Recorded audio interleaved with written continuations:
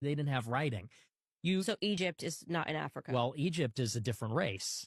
The Egyptians were not black. Okay, but you said when they went to Africa, so I just want to... The interior of Africa in the late 19th century. Scramble for Africa. So we're now knocking Egypt out of Africa. Well, Egypt is part of northern Africa, Sub-Saharan Africa. You said Africa, so I'm not trying to get a gotcha. I'm just responding. You're saying Africa. Sure. Yeah. It's in Africa. It's Egypt. It's kind of ridiculous that there was no written language. Well, so I'm just trying to get you to sure. Egyptians are not Africans. If I'm not pushing back, the internet will. So Egyptians are not racial Africans. When I say African, I'm saying Sub-Saharan Africans. Sub-Saharan, okay. Black people because it is a different race.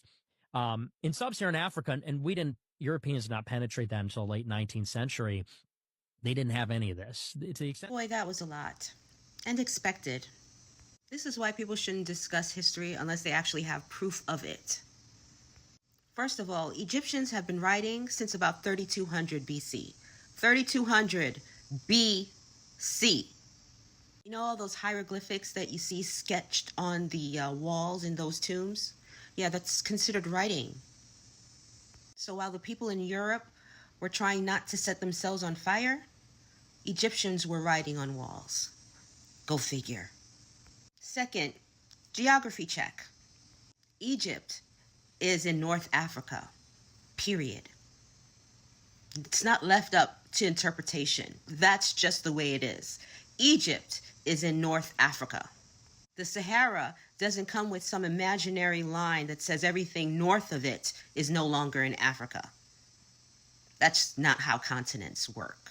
Just saying. Of course, you got to talk about the race thing, right? I want to keep coming on here saying Egyptians were not black. So what would be your definition of black? Because back then, these race categories didn't even exist. They didn't even exist. It's you guys that set that up. Because you needed to feel superior somehow. So that was your thing. Not the world thing. Your thing. Egypt at that time had a mixed population. Nubians from the south, people from the Nile-valley, people from the Mediterranean and the Near East. Some would call it a melting pot. Regardless of how light or dark they looked, they were all Egyptians. And your coup de grace at the end, let me get this quote straight. Europeans didn't get into Sub-Saharan Africa until the late 19th century.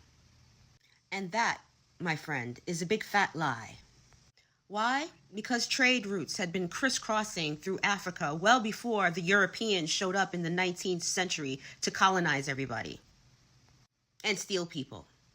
So please, let's stop twisting history to fit your narrative, just so you can feel all warm and fuzzy inside, feel good about your superiority complex that you must be on top. You must be number one. You have to be number one. The fact that you have to shove your delusions down everybody's throat is giving small ego. People who actually are superior don't need to convince anyone else that they are. Everyone else would just know it.